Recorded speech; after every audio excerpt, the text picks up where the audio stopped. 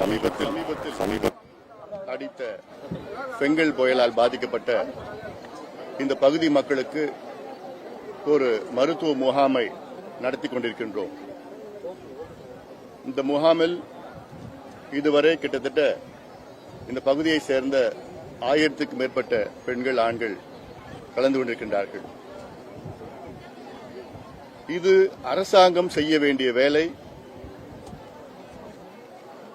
இதை நாங்கள் செய்து கொண்டிருக்கின்றோம். இந்த பகுதி மிக அதிக அளவில் பாதிக்கப்பட்ட பகுதி. தென்பெண்ணை ஆற்று வெள்ளம் காரணமாக இது முழுமையாக 4 கிராமங்கள் பாதிக்கப்பட்டிருக்கிறது. இதற்கு முழு பொறுப்பு அரசாங்கம் எடுத்துக்கொள்ள வேண்டும். இதுபோன்ற மருத்துவ முகாம்கள் அதிக அளவில் ஒவ்வொரு கிராமத்திலும் அரசாங்கம் நடத்த வேண்டும். காரணம், வெள்ளம் வந்த பிறகு தொற்று நோய்கள் அதிக அளவில் வரும், எபிடமிக் வரும். அது வராமல் பாதுகாத்துக் கொள்வது அரசாங்கத்தினுடைய கடமை.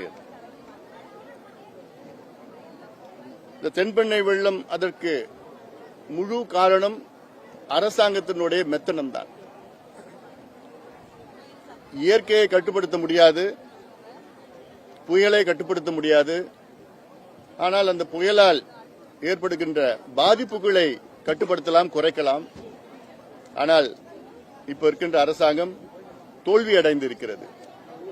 முன்னெச்சரிக்கை நடவடிக்கைகளும் கிடையாது, முன் அறிவிப்புகளும் கிடையாது.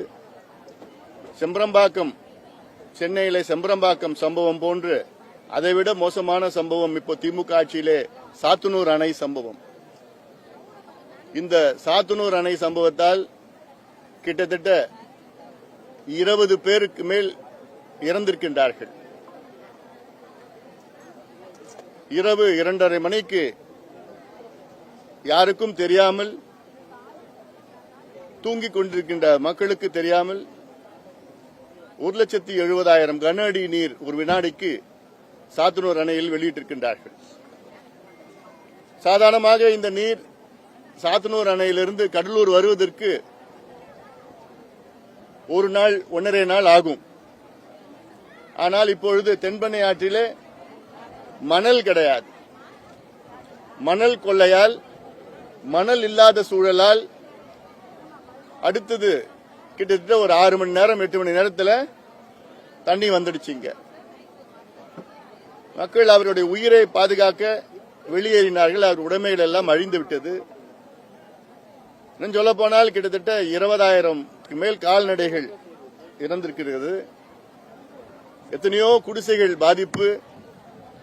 கடந்த காலத்திலே தானே புயல் வந்த பிறகு கடலூர் மாவட்டம் குடிசை இல்லா மாவட்டம் என்று அறிவித்தார்கள்.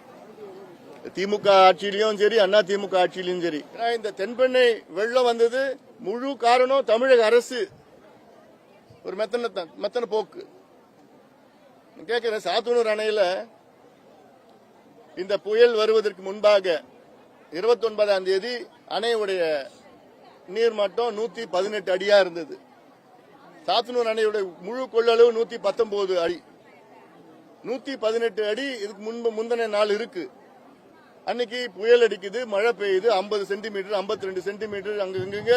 அதாவது நீர்பிடிப்பு பகுதி, சாத்தனூருக்கு மேல இருக்க நீர்பிடிப்பு பகுதியெல்லாம் திருவண்ணாமலை மாவட்டம், கிருஷ்ணகிரி, தருமபுரி, அப்புறம் கர்நாடகால இருக்கு. அங்க மழை அதிகமா பெய்ஞ்சிருக்குன்னு தெரியுது. அப்போ நீங்க என்ன செஞ்சிருக்கணும்? தண்ணிய அப்ப பார்த்தா 10,000 கனஅடி ஒரு வினாடிக்கு வெளியேற்றுறாங்க, அப்புறம் 30,000 கனஅடின்னு வெளியேற்றுறாங்க.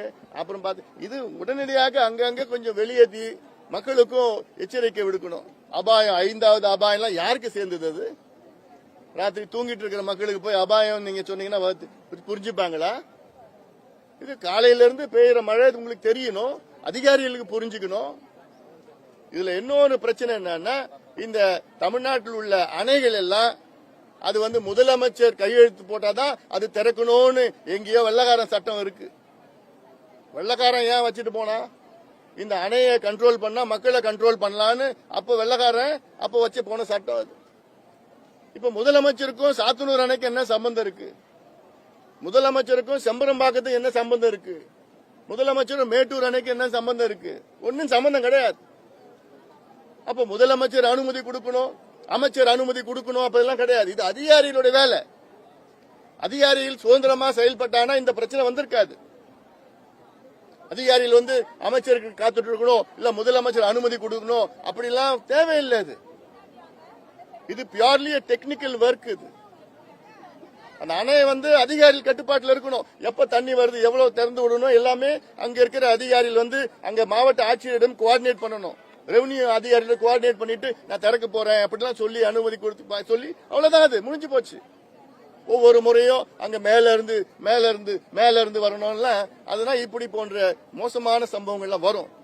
இனி வரும் காலத்தில் அதை தவிருங்கள். இந்த அதிகாரத்தை அதிகாரிகிட்ட கொடுங்க. அரசியல்வாதிகள் தேவை கிடையாது. ஏன்னா அரசியல்வாதிகளுக்கும் இதுக்கும் எந்த சம்பந்தமும் கிடையாது. அவங்களுக்கு என்ன நடக்குதுன்னு தெரியாது. வேற ஏதாவது கேள்விகள் இருக்கா? இது சம்பந்தமா ஏதாவது சொல்லுப்பா, கேளுப்பா. இந்த புயல் சம்பந்தமா எவ்வளவு மக்கள் பாதிப்பு, இன்னும் நிவாரணம் வரல. இல்ல இதுக்கப்புறம் விழுப்புரத்துல இது முடிச்சோன்னு விழுப்புரம் மாவட்டத்துக்கு போறோம். அங்க ஒரு 2-3 முகாம்கள் நடத்துறோம். அது தொடங்கிட்டாங்க. அதை போய் பார்வையிட போறேன் நான். அதுக்கப்புறம் விழுப்புரம் மாவட்டத்தில் இன்னும் கொஞ்சம் நிவாரணம் எல்லாம் கொடுக்குறோம் நம்ம.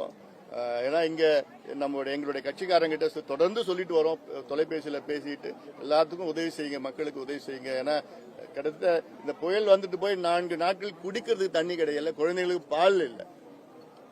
அப்புறம் என்ன முன்னெச்சரிக்கை நடவடிக்கை நீங்க எடுத்தீங்கன்னு புரியல எனக்கு. அரசாங்கம் சும்மா எல்லாம் விளம்பரம் தான். எல்லாம் வர்றவங்க எல்லாமே கால் ஷீட் தான். ஒரு நாளைக்கு 2 மணி நேரம், ஒரு நிமிஷம், ஒரு நாளைக்கு 2 மணி நேரம் கால் ஷீட், 3 மணி நேரம் கால் ஷீட் வந்துவாங்க, விளம்பரப்படுத்துவாங்க, போட்டோ எடுப்பாங்க, அப்படி பில்டப் கொடுப்பாங்க, வீடியோ எடுப்பாங்க. அதுக்கப்புறம் அது அன்னைக்கு சாயங்காலம், காலையில சாயங்காலம் மீடியாவில் வரும். அதுதான் கால் ஷீட். அது நடக்கிறதுல ஒன்றும் நடக்கல, கிரவுண்ட்ல ஒண்ணுமே இல்லை. மக்கள் இன்னைக்கு மிகுந்த கோபத்தில் இருக்கிறாங்க. ஆமா. இன்னொன்னு இந்த பகுதியில் பாத்தீங்கன்னா இந்த ஒரு கிராமத்துல, கண்டகாடு கிராமத்துல மட்டும் 300 ஏக்கர் விவசாய நிலம் அழிஞ்சிருக்கு. ஏன்னா விவசாய நிலம்னா பாத்தீங்கன்னா முப்போகம் விளைகிற பூமி. அது இன்னைக்கு பார்த்தா மணல் மேடா மாறி இருக்கு. தென்பனையில வர அவ்வளோ மணல் கிட்டத்தட்ட 10 அடி 15 அடி மணல் அப்படியே அடுக்கடுக்கா இருக்குது. அது விவசாயம் பண்ண முடியாது. இது போன்ற கிட்டத்தட்ட இந்த பகுதியில மட்டும் கிட்டத்தட்ட 4000 ஏக்கர் விவசாய நிலம் அழிஞ்சிருக்கிறது. இதை அரசாங்கம் அதை அப்புறப்படுத்தி, மணல்லாம் அப்புறப்படுத்தி, மணல் சொன்னாலே அரசாங்கத்துக்கு அல்வா ஆச்சு. அது தாசில்தார்ல இருந்து திமுக காரங்களை எல்லாம் காசு எடுத்து அதை எடுத்துட்டு மணல் கொள்ளையடிச்சதுனால தான் இவ்வளவு வெள்ளம் வந்திருக்கு தென்பெண்ணையில.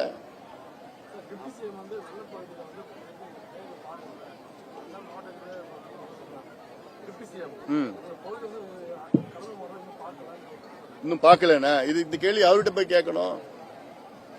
அவர்கிட்ட போய் கேளுங்க, இந்த கேள்வி கேளுங்க. ஏன் பாக்கல, யாரு வரல, ஏன் வரலன்னு கேளுங்க.